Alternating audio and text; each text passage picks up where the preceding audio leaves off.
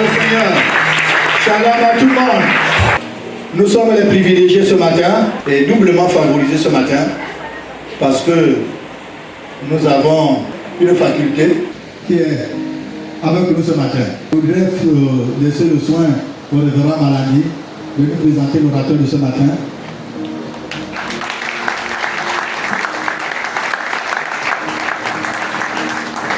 Alléluia. Alors ce matin, comme disait le surintendant, nous sommes particulièrement bénis, non seulement ici à Bali, mais dans toute notre communauté au sein de l'Ogooué-Maritime. L'orateur que nous avons ce matin était notre conférencier du jour. C'est en tant que CITAF. CITAF, c'est un organisme qui travaille à l'international dans l'accompagnement des instituts et des écoles et des facultés de théologie. C'est le Conseil des instituts de formation théologique d'Afrique francophone. Et nous avons une coordination au Gabon qui date de 4 ans, et dont je fais partie du bureau de la coordination, donc je suis le secrétaire. Donc pour notre conférence ici, nous avons eu le docteur Yao, Serge Armand. Il est enseignant à l'UACA. L'UACA, c'est l'Université d'Alliance Chrétienne d'Abidjan. Donc ce matin, il a la responsabilité, n'est-ce pas, de pouvoir nous édifier. C'est pourquoi je voudrais inviter le docteur Yao à prendre la parole ici. Merci docteur. Vous êtes chez vous. Bien-aimés dans le Seigneur, je voudrais vous dire bonjour au nom de notre Seigneur Jésus-Christ. Merci infiniment pour tous les soins, pour tout ce que vous avez fait, pour tout ce que vous continuez de faire pour notre séjour ici. Seigneur notre Dieu, notre Père, nous te bénissons pour la grâce et l'honneur que tu nous accordes d'être en vie, pour le privilège que tu nous donnes d'être ici dans ces lieux bénis. Seigneur, nous voulons placer ces instants sous ta grâce. Et nous prions que tout ce qui est contraire à ta volonté se taise, fasse silence, Seigneur, et que, Père, nos cœurs, nos esprits soient complètement disposés à écouter ta parole. Merci de le faire au nom de Jésus-Christ. Amen. Amen. Merci aussi au groupe de louanges pour ces merveilleux cantiques. J'avoue que je suis très bon danseur dans la tête. Je danse mieux assis que debout, parce que quand je me lève, les pieds et la tête ne fonctionnent plus correctement.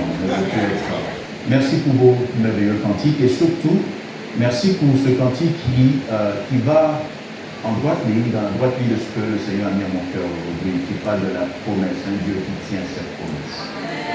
Effectivement, le thème que je vous propose ce matin, c'est le Dieu qui tient cette promesse. Je vous invite à lire 2 textes. Un texte qui se trouve dans l'Ancien Testament, Ésaïe chapitre 7, nous allons lire les 16 premiers versets. Et puis, nous allons lire un deuxième texte qui se trouve dans le Nouveau Testament, Jean chapitre 17, 13 à 15. D'abord, le premier texte, Ésaïe chapitre 7. Au jour d'Akaz, fils de Jotham, fils d'Ozias et roi de Juda, Rétzin, roi d'Aram, alla faire la guerre à Jérusalem avec Péka, fils de Remalia, roi d'Israël. Mais il ne put engager le combat contre elle. On dit à la maison de David, Aram dans d'autres versions, c'est Syrie, la Syrie. Aram, la Syrie occupe Éphraïm. Le cœur d'Akaz et le cœur de son peuple se mirent à frémir, comme les arbres de la forêt sous le vent. Alors le Seigneur dit à Ésaïe, sors, je te prie, à la rencontre d'Akaz, toi et Yashouv, ton fils, vers l'extrémité de l'aqueduc du réservoir supérieur, sur la route du champ du teinturier. Tu lui diras, sois tranquille, n'aie pas peur, que ton cœur ne mollisse pas devant ces 2 bouts de tison fumant, devant la colère ardente de Rétzin, d'Aram et du fils de Remalia, puisque Aram, avec Éphraïm, le fils de Remalia, projette de te faire du mal en disant, partons à l'attaque de Juda, nous épouvanterons la ville, nous la battrons en brèche jusqu'à ce qu'elle se rende, et nous installerons un roi au milieu d'elle, le fils de Tabel. Ainsi parle le Seigneur Dieu. Cela ne tiendra pas, cela n'aura pas lieu. Car la tête d'Aram c'est Damas, et la tête de Damas c'est Rétzin.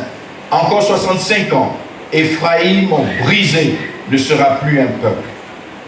La tête d'Éphraïm, c'est Samarie. Et la tête de Samarie, c'est le fils de Remalia.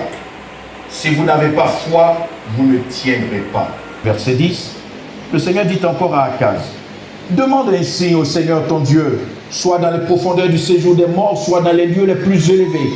Akaz répondit, je ne demanderai rien, je ne provoquerai pas le Seigneur. Ésaïe dit alors, écoutez, je vous prie, maison de David, ne vous suffit-il pas de lasser la passion des hommes, que vous lassiez encore celle de mon Dieu? C'est pourquoi le Seigneur lui-même vous donnera un signe. La jeune fille est enceinte. Elle mettra au monde un fils et l'appellera du nom d'Emmanuel. Dieu est avec nous. Il se nourrira de lait fermenté et de miel, quand il saura rejeter ce qui est mauvais et choisir ce qui est bon. Mais avant que l'enfant sache rejeter ce qui est mauvais et choisir ce qui est bon, la terre des deux rois qui t'épouvante sera abandonnée. Deuxième texte, Jean chapitre 17, versets 13 à 15. C'est le Christ qui parle ici dans sa prière qu'il adresse à Dieu, le Père. Et voici ce qu'il dit. Maintenant, je viens à toi, et je parle ainsi dans le monde pour qu'ils aient en eux ma joie complète.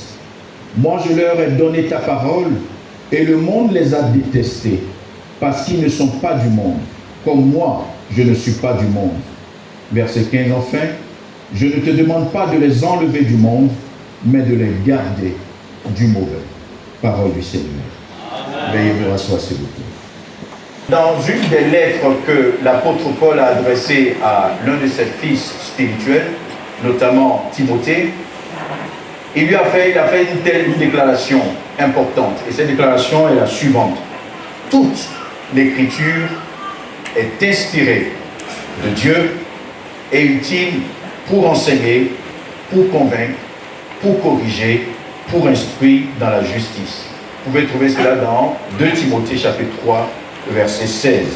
Sur cette déclaration, ou à partir de cette déclaration, on peut comprendre que toutes les parties de la Bible, ou chaque détail de la Bible, est porteur ou porteuse d'un message qui soit a pour but de nous convaincre, c'est-à-dire donner des preuves que quelque chose est vrai, quelque chose est juste, soit de nous corriger, c'est-à-dire nous ramener vers ce qui est vrai, ce qui est juste, ou soit de nous instruire, c'est-à-dire de nous transmettre une morale ou de nous amener à cultiver les pensées qu'il faut pour vivre selon la voie de Dieu.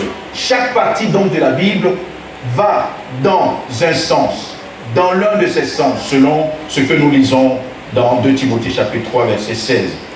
Les textes que nous avons lus, le texte d'Ésaïe chapitre 7 et le texte de Jean chapitre 17, ont pour but de nous convaincre d'une chose, de nous convaincre que le Dieu que vous et moi nous servons est un Dieu qui tient fermement ses promesses. 2 Samuel chapitre 7, versets 12 à 19. Mais avant de faire lecture, écoutez-moi très bien. Ce texte que nous allons lire se trouve dans un contexte particulier.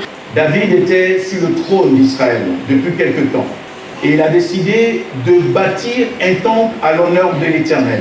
À cette époque-là, les rois posent un acte d'une certaine envergure à l'endroit de leur divinité, pour que lui et sa postérité continuent de régner sur le trône. Par la suite, Dieu se révèle à Nathan et lui dit, dis à David qu'il ne bâtira pas mon temple, mais moi je bâtirai ta maison. Et c'est dans ce contexte-là que Dieu déclare ceci. Lorsque sera venu pour toi le moment de mourir, je désignerai l'un de tes propres enfants pour te succéder comme roi. C'est lui qui me construira un temple, et moi, je l'installerai sur un trône inébranlable. Je serai un père pour lui, et il sera un fils pour moi. S'il agit mal, je le punirai comme un père punit son fils.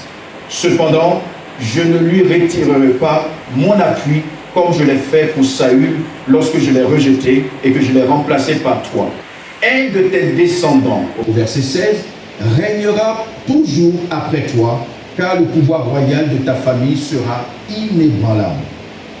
Nathan rapporta à David tout ce que Dieu lui avait dit dans cette vision. Alors le roi David alla se présenter devant le Seigneur dans la tente sacrée et dit, « Seigneur mon Dieu, je sais que ni moi ni ma famille n'avons mérité tout ce que tu nous as déjà accordé. Mais pour toi, Seigneur, ce n'est pas encore suffisant. Voilà que tu fais des promesses pour l'avenir de ma famille. De plus, tu m'en informes, moi qui ne suis qu'un homme. » Parole du Seigneur. Dieu fait une promesse formelle à David. David, tu ne bâtiras pas mon temple, tu ne construiras pas ma maison, ton fils le fera, mais moi, à mon tour, je bâtirai ta maison. Je ferai en sorte que sur le trône, il ne manque pas l'un de tes descendants. Je ferai en sorte que le pouvoir royal de ta famille soit inébranlable. Cette promesse a été faite 300 ans environ plus tôt par rapport au texte d'Ésaïe chapitre 7 que nous avons lu. 300 ans plus tard environ, cette promesse de Dieu à David était mise à mal par une coalition entre le roi de la Syrie et le roi d'Israël du Nord. À un moment donné de l'histoire du peuple d'Israël, il y a eu séparation entre le Nord et le Sud. Les 10 tribus du Nord ont composé ce qu'on appelle le royaume d'Israël en gardant le thème d'Israël, et les 2 tribus du Sud ont gardé le thème royaume du Sud ou royaume de Juda. Quelle était la raison? Il y avait une nouvelle puissance qui était en train de monter, une nouvelle puissance mondiale qu'on appelle la Syrie. Donc l'empire assyrien devenait de plus en plus, prenait de la place sur l'échiquier international et prenait la place de l'empire égyptien à l'époque. Le roi de Syrie et le roi d'Israël du Nord étaient contre la montée en puissance de l'empire assyrien. Ils vont donc chercher à coaliser un certain nombre de rois, d'armées, pour aller contre l'empire assyrien, le combattre, et faire en sorte que l'empire égyptien puisse continuer à régner sur le monde, parce qu'eux, ils étaient pro-égyptiens. Akaz n'était pas du tout d'accord avec ce projet de ces deux. Et il va donc décider de se retirer ou de ne pas accepter ce projet. Alors ces 2 rois de la Syrie au nord d'Israël du Nord et Israël vont décider de venir contre lui, de le détrôner et de placer un roi qui est d'origine syrienne sur le trône. Alors là, Dieu réagit. Le Seigneur connaissait le projet et il envoie son serviteur. Et voilà ce qu'il dit. Je sais ce que les Syriens, ainsi que Péka et les troupes d'Éphraïm ont des projets agressifs contre toi.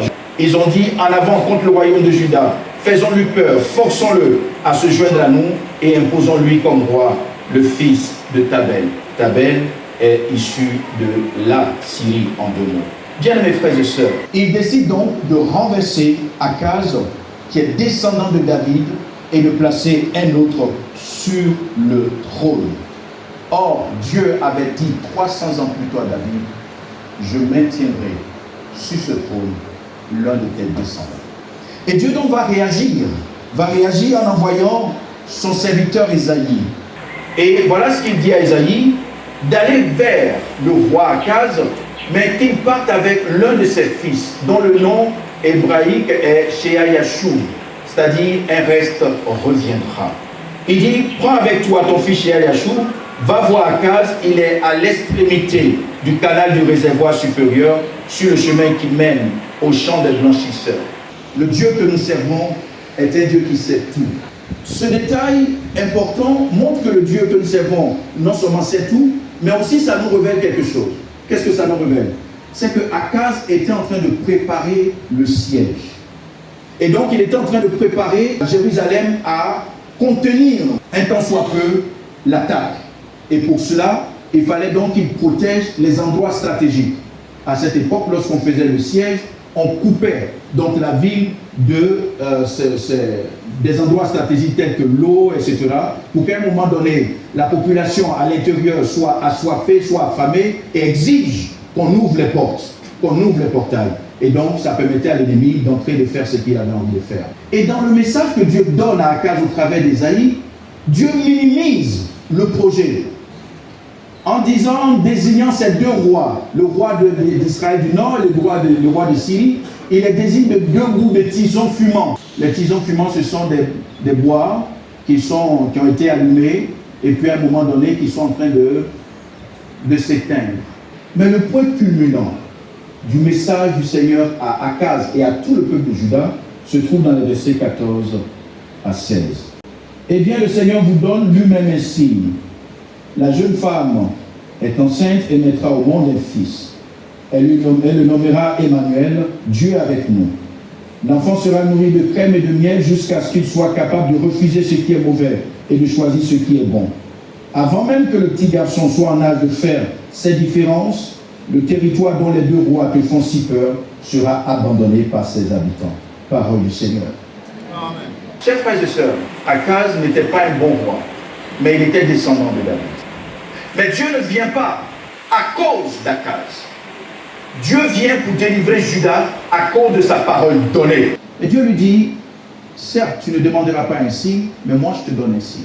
La jeune femme est enceinte, elle mettra au monde un fils, et le nom de cet enfant sera Emmanuel, Dieu avec nous. Et avant même que l'enfant ne sache faire la différence entre le bien et le mal, ces deux rois seront détrônés et leur peuple disparaîtra. Effectivement, dans l'histoire, 4 ans après cette proclamation, Damas, la capitale de la Syrie, a été détruite. 13 ans après, la capitale d'Israël du Nord, qui est Samarie, a été détruite. Chers frères et sœurs, récapitulons. 300 ans plus tôt, Dieu fait une déclaration formelle à David. Il ne manquera pas de descendants sur ton trône. Je vais affermir ta famille sur le trône. 300 ans plus tard, cette promesse de Dieu est mise à mal par une coalition entre la Syrie et Israël du Nord, qui veulent détrôner Akaz et mettre quelqu'un d'autre à la place. Dieu se sent bousculé parce que sa promesse est mise à mal. Akaz n'est pas un bon roi, mais sa promesse à David est mise à mal. Et Dieu décide d'intervenir en amenant son serviteur, Ésaïe. Non seulement pour rassurer Akaz, mais rassurer tout le peuple de Juda et lui dire, même si toi, Akaz, tu ne me fais pas confiance, même si le peuple de Juda ne me fait pas confiance, mais moi, Dieu, je veillerai sur ma parole pour l'accomplir. Cela nous montre que le Dieu que nous avons, ni les temps, ni les circonstances de l'histoire ne font perdre à Dieu de vue ses promesses. Nous, les êtres humains, nous pouvons oublier. Nous pouvons perdre de vue ce que Dieu nous a dit à un moment donné de l'histoire, de notre vie. Mais le Dieu que nous servons, il se rappelle avec exactitude ce qu'il a dit. Et pour cela, il intervient avec force et puissance pour préserver sa parole. Que serait un Dieu qui ne peut pas préserver sa parole donnée? Que serait un Dieu qui ne peut pas préserver sa promesse vis-à-vis de son peuple ou de la personne qu'il adore? Bien heureusement que le Dieu que nous avons tient sa promesse. Revenons à ce que David a dit dans 2 Samuel chapitre 7. Lorsque Dieu lui fait la promesse de maintenir sur son trône des descendants ou un descendant juif pour toujours, voilà ce que David dit. Seigneur mon Dieu, je sais que ni moi ni ma famille n'avons mérité tout ce que tu nous as déjà accordé. Mais pour toi, Seigneur, ce n'est pas encore suffisant. Voilà que tu fais des promesses pour l'avenir de ma famille. De plus, tu m'en informes, moi qui ne suis qu'un homme. Si sa parole donnait à un être faillible comme David, Dieu a veillé sur cette parole pour l'accomplir, pour faire en sorte que rien ne vienne ébranler sa parole. Combien à plus forte raison, ce Dieu ne maintiendrait pas sa promesse vis-à-vis de toi et de moi en Jésus-Christ, l'homme parfait. C'est la raison pour laquelle nous avons lu le deuxième texte dans Jean chapitre 17. Le témoignage des premiers disciples de Jésus-Christ nous montre que ce Jésus de Nazareth est l'ultime Emmanuel, dira de sa relation avec le Père. Il dit ceci dans Jean 11, verset 42. Je sais que tu m'exauces toujours. Dans Matthieu 3, verset 17, a dit aux yeux de ceux qui étaient présents, celui-ci est mon fils bien-aimé en qui j'ai placé toute mon affection. C'est fort de cette relation entre Dieu le Père et Dieu le Fils que le Christ, avant de partir de ce monde, élève la voix vers le Père. Prie non seulement pour ses disciples immédiats, mais pour les autres qui viendront après, c'est-à-dire vous et moi. Il dit, Père, je ne te demande pas de les retirer de ce monde, mais je te demande de les garder du mauvais, en nous préservant, en nous gardant, en nous protégeant. Dieu éternel, Dieu de toute gloire, Dieu de toute intelligence, Dieu de tout don parfait, nous avons le privilège de t'appartenir, nous avons le privilège de te servir et nous avons le privilège de bénéficier des grâces qui descendent de ton trône. Seigneur, nous te présentons nos enfants. Nous avons besoin que, Père, tu les remplisses et que tu les couvres de ta grâce, afin que, Père et mon Dieu, puissent aborder les épreuves du bac avec sérénité, avec paix, avec tranquillité. Et Seigneur, que Père et mon Dieu, tu les inondes, tu leur rappelles ce qu'ils ont oublié, que tu leur rappelles ce qu'ils ont appris, et mon Dieu, afin qu'ils puissent répondre avec calme, avec sérénité aux épreuves.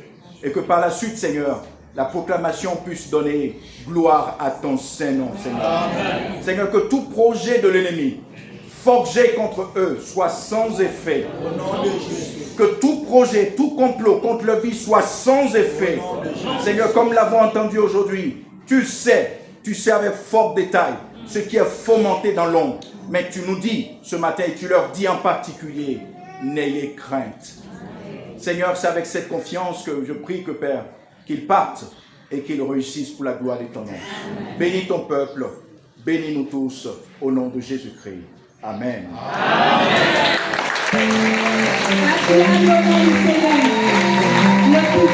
Amen.